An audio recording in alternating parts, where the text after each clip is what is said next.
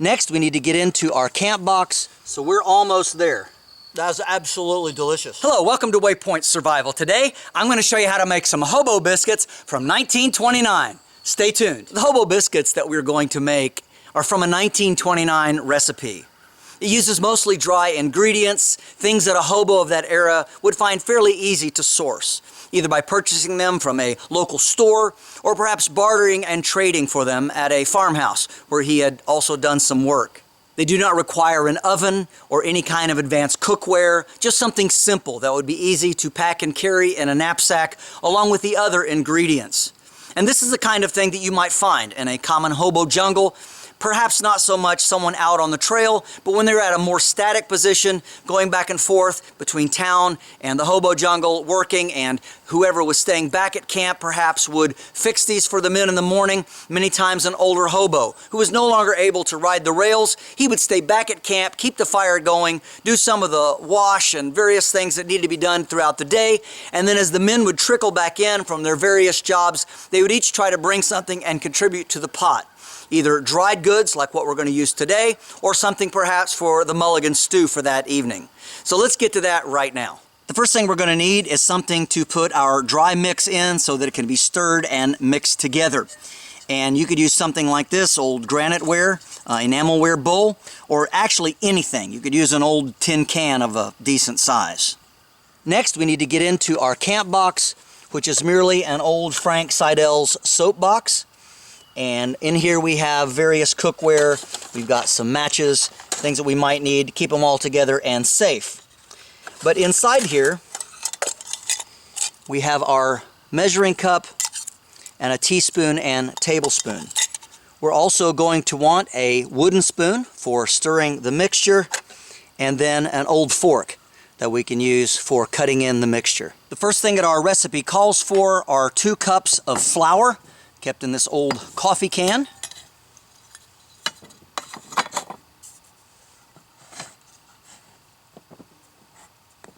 And this is just plain white flour. There's 1 cup.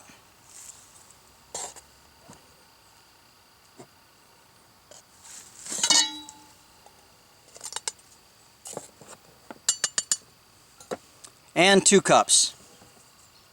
So 2 cups of flour to start off with. Next, we need 4 teaspoons of baking powder. This is just Rumford baking powder. And of course, we'll try to keep these level. So 1, 2, 3, and 4.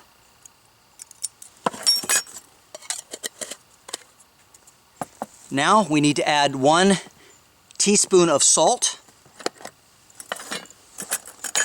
This is an old cocoa tin. It's got salt marked on it. Well, there we go. So 1 teaspoon of salt. And next we need 4 tablespoons of dried milk. 1, 2, 3, and 4. Next we need to mix all of this dry mix together and do our best to try to get it as evenly distributed as possible. Now, this is going to take a couple of minutes, but it's really not that difficult. You just got to take a little bit of time. And the reason we're using a wooden spoon is because we don't want to scratch the enamelware, get any of that into our food. After that is thoroughly mixed, we have to add our next ingredient, which is some lard, which we carry in this small Centennial lard bucket. And this needs 5 tablespoons of lard or shortening. You could use bacon grease if you wish. Let's make sure that's fairly level. Okay, there's 1, 2, 3, 4, and 5. It's a total of 5 tablespoons of lard. Next, we add our last ingredient, which is 1 cup of clean water.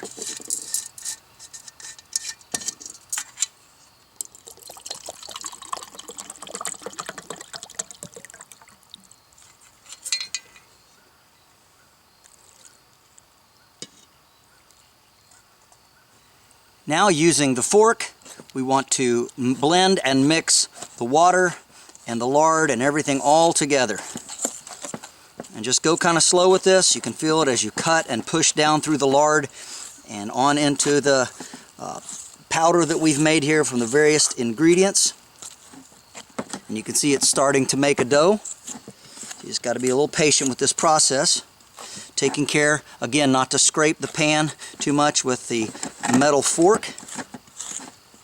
You could do this with a wooden fork or wooden spoon if you wish. And just cut through it. Keep pushing and mixing until you get a really nice doughy batter. Now we take some of the lard and we need to grease the pan. So we're going to clean off the spoon here. We use the tablespoon, and this needs to be well greased. You don't want to have any biscuits sticking to your pan. So literally all the way around, all through the bottom and the sides, just thoroughly grease it. This is the secret to making sure that it doesn't stick together when you are putting it in the pan and when you're cooking. So just thoroughly grease it really well. And there we go. Next, we get a large tablespoon out of the box, and then we also make sure that it is well greased with lard.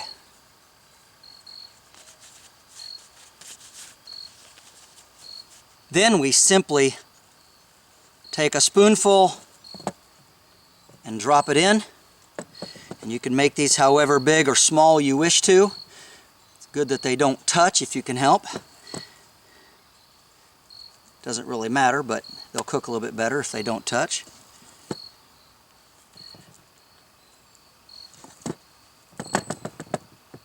Try to keep them close to the same size if you can.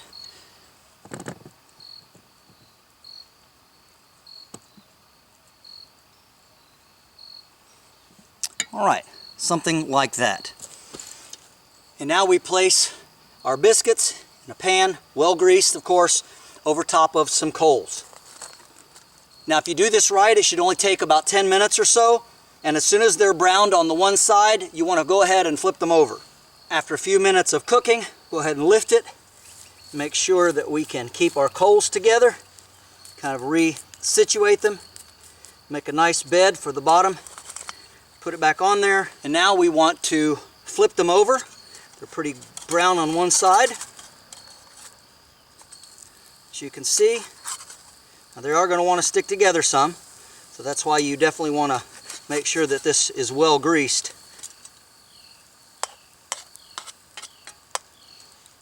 And the more times that you do this, the better you'll get at it. The important thing to remember is a good bed of coals and low heat, especially when you're using something like this cooled handle skillet, which is very thin steel, and if you're not careful, you can easily overcook and burn these instead of them turning out golden brown as you see here. You just have to really watch this very, very carefully. And of course, not to sound like a broken record, but you need to make sure your pan is really well greased. You can also do this using a reflector oven, which is what I did at the recent squirrel camp. Some of you have seen pictures and video of that from our recent camp out with Dave Canterbury at his property in the 1930s squirrel camp. Now when you think they're almost done and you want to test it, you just use a little sliver of wood like this, and you poke it down inside, and you see if it comes out doughy. Well, this did not. Let's try another one. There's no dough on it. All right, well, these are mostly done. As you can see, they got just a little bit of burnt here, but I think they're pretty well decently finished, and let's taste them and see how they worked out. And now it's time to have a taste.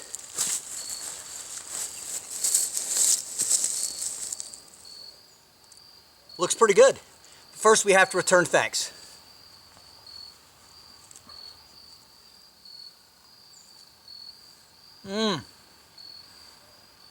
That's absolutely delicious. Put a little fresh butter on here, maybe a little bit of honey. Absolutely great.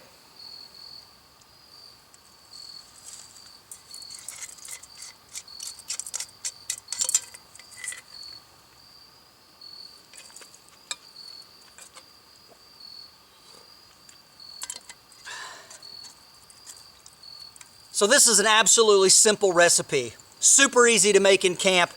You could mix most of the ingredients in the pan if you wanted, or as I said, an old tin can would work just fine. But all you really need for cooking is just a decent skillet. And again, it'll probably make maybe 8 biscuits this size, but a few more than that depending on how big of the dollops of dough that you put in there. But this is awesome. Thank you so much for watching. I hope you enjoyed this. I do hope to bring you more hobo cooking recipes and things that you can use around the home or camp that you will find useful even in modern times. This is James Bender for Waypoint Survival. If you like this video, please give it a thumbs up. Also make sure and check out the links in the description box below just under the More button. While you're down there, you'll also find our waypointsurvival.com link. And this is where you can sign up to take survival and bushcraft classes at our beautiful training facility in Southern Ohio. And if you haven't already done so, please subscribe to the channel. We'd really appreciate it. And when you do subscribe, make sure and press that bell button so that you can stay notified of all of our upcoming videos, and we'll talk to you next time.